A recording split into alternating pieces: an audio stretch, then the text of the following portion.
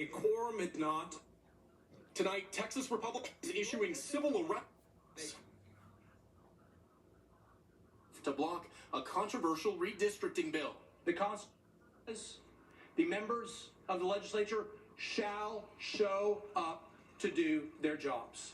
More than 50 Texas Democrats headed to Chicago, New York, and Boston over the weekend, stalling a Republican push to redraw districts in their favor. Why do you believe it is important for Texas to take this rare step of mid-decade redistricting? Oh, because we have the opportunity. We have the time, we have the opportunity, and we have the advantage. In New York, flanked by Texas Democrats, the governor said she'd push her state to consider redistricting in response to what's happening in Texas. This is a war. We are at war. And that's why the gloves are off. Governor Greg Abbott today ordering state troopers to find and arrest the Democratic lawmakers who today dared him to try. Subpoenas from Texas don't work in New York, so he gonna come get us how? Subpoenas in Texas don't work in Chicago. He's gonna come get us how? The decisions that come from this chamber could reverberate nationwide. Law enforcement now empowered to bring Democrats back to their empty seats. House rules allow Republicans to lock members inside until they get a chance to vote on this bill. In July, President Trump pushed his allies in Texas to redraw the map to pad the tight Republican margin in Congress. It's a very simple redrawing. We pick up 5 seats. Some Democratic strongholds would be absorbed into red districts, including downtown Austin, one of the most liberal parts of the state, under the proposed map to a massive rural area stretching 3.5 hours east. Representative James Tallarico is camping out in Chicago. It's almost like two football teams heading out of the locker room in halftime, and the team that's ahead says they want to change the rules for the second half so that they can win the game. I mean, that's cheating, plain and simple. And if they're going to cheat, we're not going to play. Ryan joins us now live. Ryan, walk our viewers on how this standoff could end. Well, Democrats in Chicago tell me they packed for 3 weeks on this. Republicans say, well, Democrats may be able to stall this bill. They can't stop it, Tom. Ryan Chandler leading us off tonight here. Ryan, we thank you. Now to the severe weather impacting tens of millions tonight, from massive wildfires burning out west to poor air quality alerts happening in the Midwest, and right here in Miami in the South, extreme heat everywhere you look. Out west, dozens of burn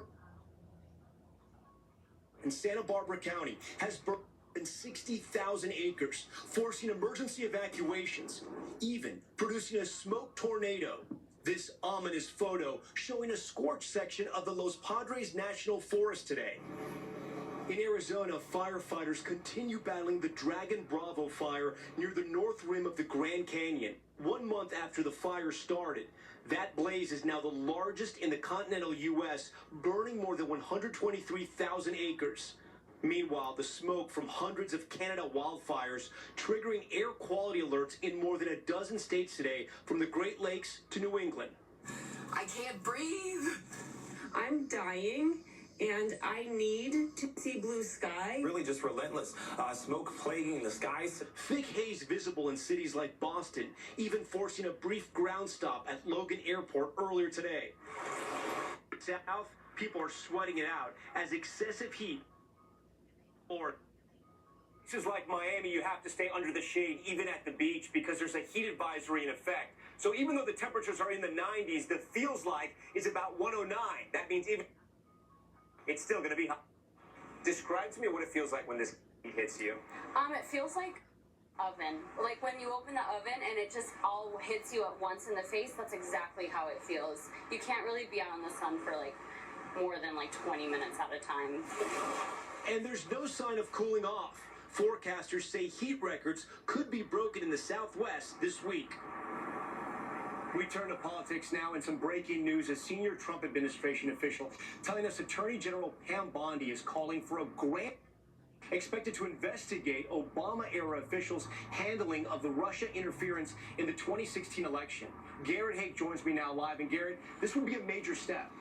Yeah, Tom, this is a significant escalation of a probe that the president had publicly pushed for and which gained momentum after DNI Tulsi Gabbard filed criminal referrals with the Justice Department last month. Democrats have dismissed this new investigation as a distraction, lacking in evidence. And it comes as the Trump administration may be looking to shift focus from disappointing economic headlines and the president's Friday firing of the official who oversees monthly job report data.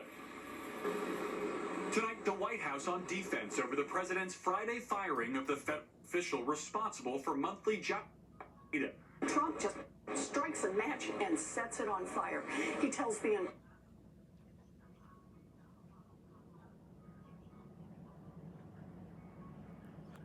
that Friday's jobs report, which showed a significant slowdown in months. True. You know, as an economist, I like to go for what I can prove, and what I can prove is that the data have become very unreliable. But economists say jobs data has actually gotten more reliable in the 7 decades that BLS has conducted their monthly surveys. Their reports critical for policymakers and businesses making hiring and investment decisions. In last week's report, the Bureau made revisions to some of its previous estimates, which is typical. When you see revisions coming in month after month, what do you see? I see a successful survey because we're getting more information. I don't see a problem. It's just the normal course of events. Trump's first BLS commissioner, William Beach, says it would be impossible for a commissioner to rig the jobs data. The claim made by President Trump is that the commissioner led that conspiracy and was shaping the data. That is not possible, in my view and in the view of anybody who's served in that position. Garrett Haake, NBC News, the White House.